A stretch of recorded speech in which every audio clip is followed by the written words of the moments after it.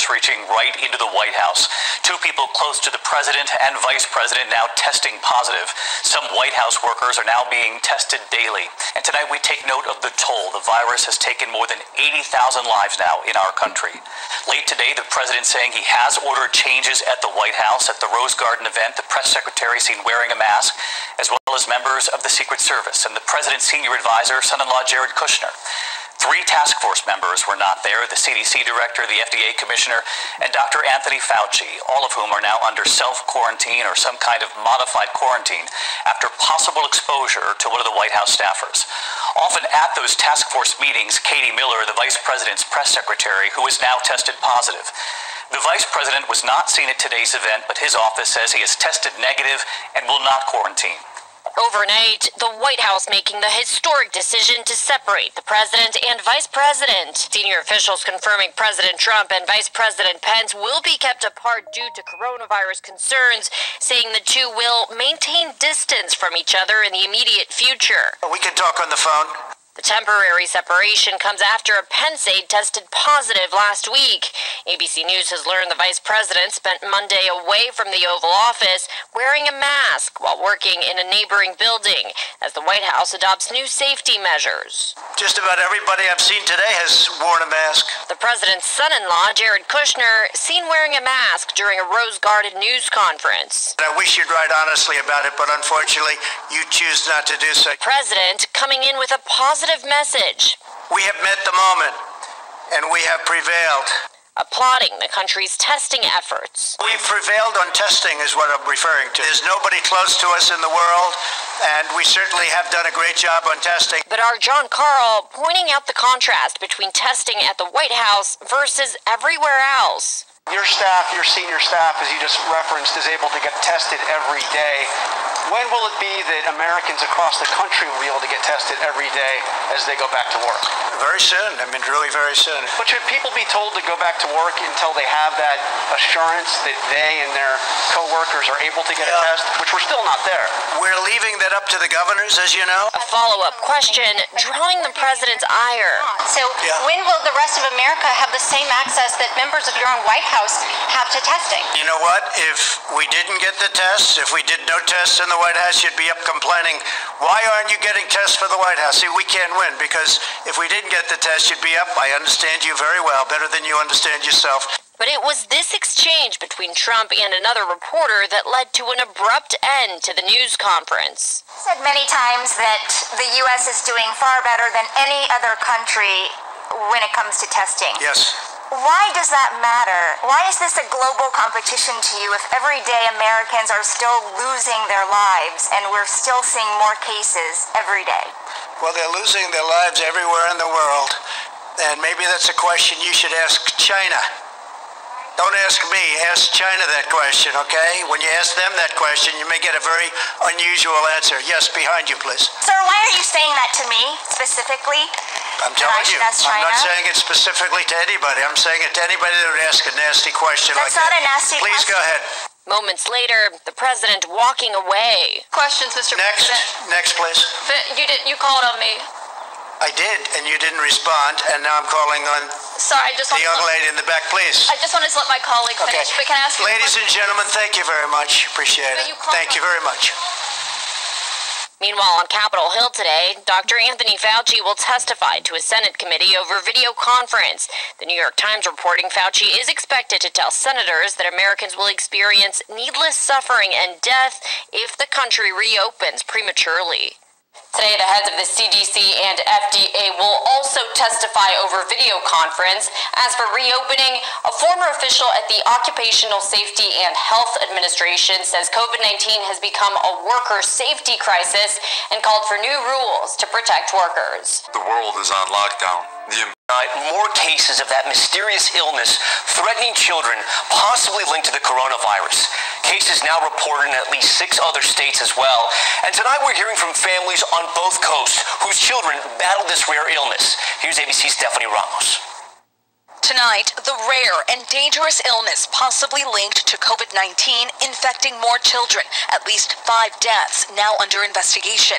The number of cases more than doubling in New York City. 38 children now falling ill with pediatric multi-system inflammatory syndrome. 85 cases across the state. I'm deeply concerned. As a father, I'm feeling the concern I know other parents are feeling. At least 6 states reporting cases, including Washington, where 13-year-old Anthony Lawson nearly died. Anthony just was getting worse, and things just didn't seem quite right. Anthony's family thought he was suffering from allergies, but in a matter of days, he became critically ill. Take them to the hospital to get them checked out, because it truly could be the difference between life and death.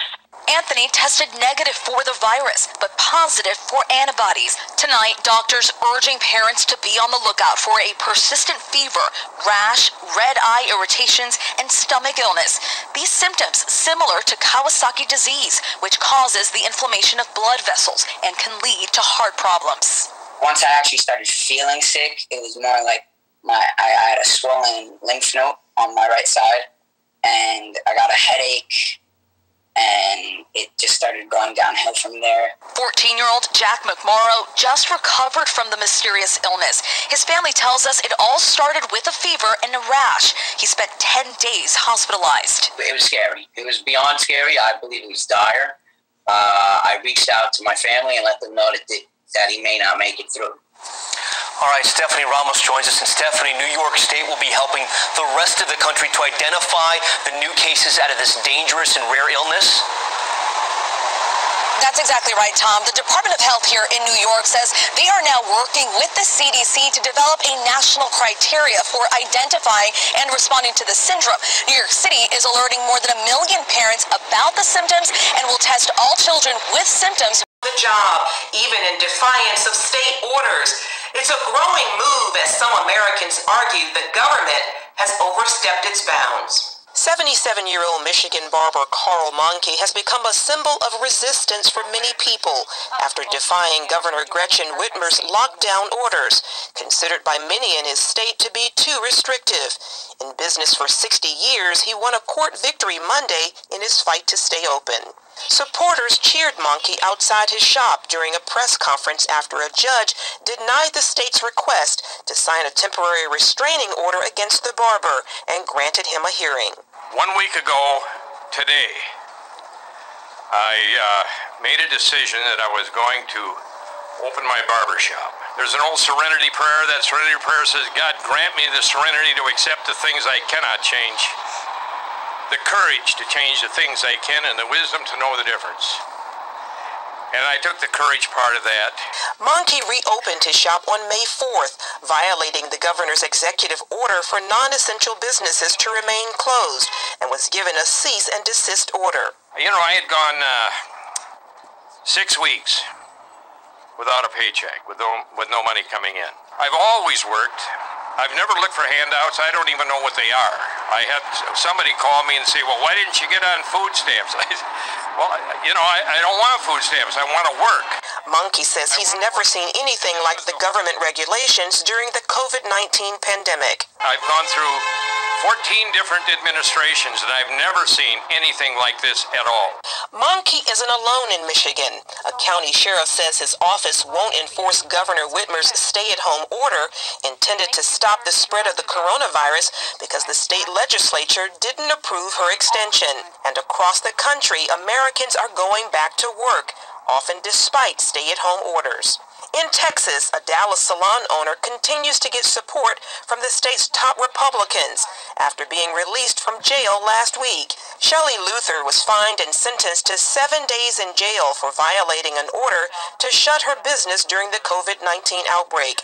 Senator Ted Cruz recently sat down for a trim at Luther's salon a la mode.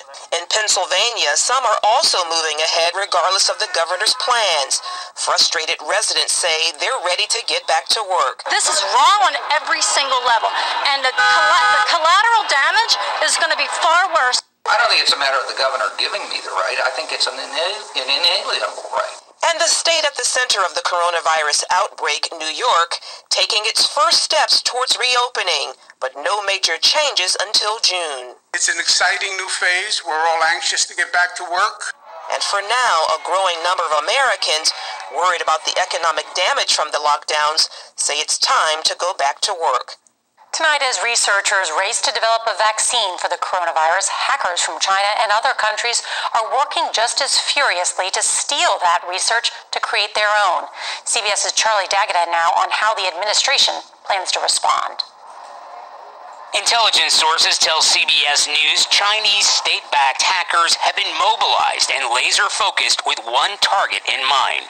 Robert Hannigan is the former director of GCHQ, Britain's version of the NSA. The most valuable intellectual property in the world right now is to do with COVID vaccines, no question. The U.S. is expected to issue a warning about China after previously accusing Beijing of recruiting researchers and students to steal data. How critical is the situation at the moment? I think talking to people in the healthcare sector and in the academic world, they do feel under siege at the moment from these state actors. Under siege. They're hitting the supply chain, anything to do with COVID-19 related research for vaccines, tests, and treatments, university labs, medical facilities, government agencies, pharmaceutical companies, every association a potential weak link. Now add in working from home, thousands of people on laptops with vulnerable software. It sounds like a hacker's paradise. Yeah, it's made the playground much bigger. In the race to find a cure, it's not just the good guys giving chase.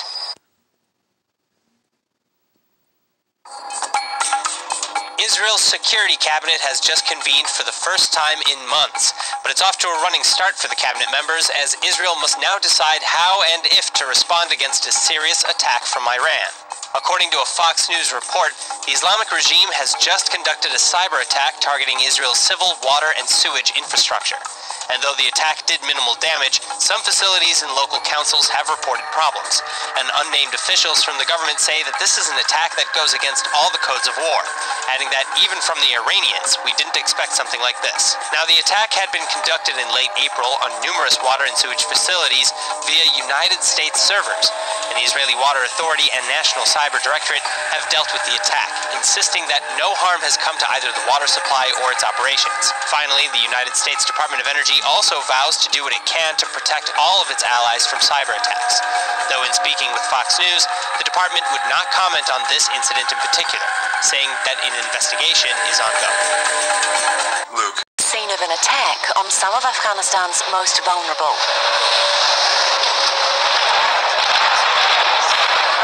Gunmen storming a hospital compound in the capital, Kabul, where the aid organisation Doctors Without Borders runs a maternity clinic. New mothers and babies are among the victims. A man wearing military uniform who looked like a wrestler entered the clinic and opened fire on patients' relatives at the gate. Other attackers reportedly threw grenades, provoking panic inside, and a gun battle with security forces. The attackers were shooting at anyone in this hospital for no reason. It's a government hospital, and a lot of people bring in their women and children for treatment. While the firefight was underway, dozens of people were led to safety, the injured transferred to other hospitals. I brought my newborn grandchild for a vaccination and suddenly the explosion happened. I don't remember anything after that. I was in the middle of the hospital, but then I found myself outside and hit by a bullet.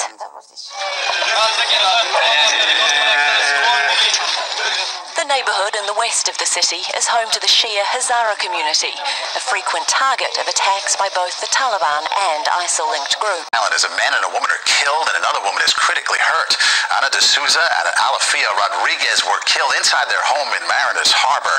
Responding officers say they arrested an armed man who was trying to leave the house. A one-year-old girl believed to be de Souza's daughter was found inside unharmed. The woman who was wounded is in critical condition at this hour. No word yet on a motive. Appreciative. New tonight, Garland police have made an arrest in the shooting death of a woman. This is near the gas pumps at a Walmart. Police say that 33-year-old Jessica Watkins was going car to car talking with people. When she started talking to 28-year-old Aaron Haas, police say he, for some reason, pulled out a gun and shot her before he took off from that scene. Police later arrested him at a home in Rockwall. We're following breaking news this morning out of Bear, Delaware. Police have now identified the man they say shot and killed an elderly husband and wife on the grounds of the Delaware Veterans Memorial Cemetery on Friday morning. One of those victims died yesterday. Delaware State Police say 29-year-old Sheldon C. Francis shot the couple before getting into a gun battle with police. After Francis ran into the woods, investigators say he was discovered dead from a gunshot wound. It remains unclear how Francis is related to the couple. The shooting has officially been ruled a homicide investigation. You know well, because you may be one of them, tens of millions of Americans are now unemployed and running out of money. The rest have to worry about losing their constitutional rights. In fact, many of them are gone. But one group of Americans has no worry at all about getting whatever they want: the homeless. In San Francisco, anyway, officials are putting up the homeless for free in city hotels and supplying them with free alcohol, drugs, and nicotine. Why are they doing this exactly? Joe Aliotto is a former San Francisco city supervisor and DA candidate. He joins us tonight. Joe, thanks so much for coming on. I can't think of a clearer signal to taxpayers, citizens, people who try to do the right thing, stay sober, that we just hate you and are spending all of our time on people, you know, who aren't contributing. I mean, honestly, people, I mean, why would they be giving the homeless free stuff? I don't understand. Well, it's not just that. The worst part about it is that we are taking a very vulnerable population and we're feeding their addictions. And we're not using taxpayer dollars to do that, which begs the question, why is, where is this money coming from? And is the reason why we're not using taxpayer dollars is because it would otherwise not be legal to do. I mean, we know that's true on the federal level anyway.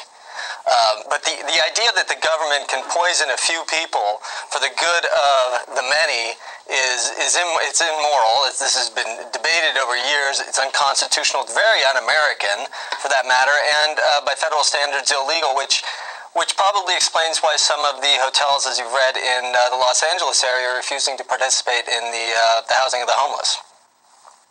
So the Los Angeles City Council, I know you're from North End San Francisco, is threatening to, quote, commandeer hotels that don't want to become homeless shelters. I mean, just the level of concern. Right. I mean, so, and I'm for helping the homeless. So many of them are mentally ill and need actual help. They don't need to live on the sidewalk. But the level of concern, all the concern seems to be for the homeless. Like, what about people who are trying really hard to do well for their kids and make the society better? Like, they're totally ignored. Why? That's right, especially with the food shortage. We should be feeding their stomachs, not their addictions. I guess they feel as though the rest of us can fend for ourselves. But I think the real concern here by the Department of Health, to give them a little bit of credit, is that they don't want to spread the COVID disease. Now, the facts don't pan out because some of these homeless people who are being housed in the hotels that are specific to this program that we're giving them methadone, marijuana, and alcohol, some of them are not even COVID positive. But what they're trying to do is force them into self-isolation by feeding these addictions. And there's something very wrong about that. These are people that are otherwise not legally detained, but the city is saying, no, we want to make sure you stay in these hotel rooms so you don't poison other people, and we're going to feed your addictions to make sure that you stay there. There's something very cruel about that, and the fact that, we're not taking care of the rest of the city in many ways and feeding some of the hungry people and not focusing on the hunger issues and not the addiction issues is very troubling.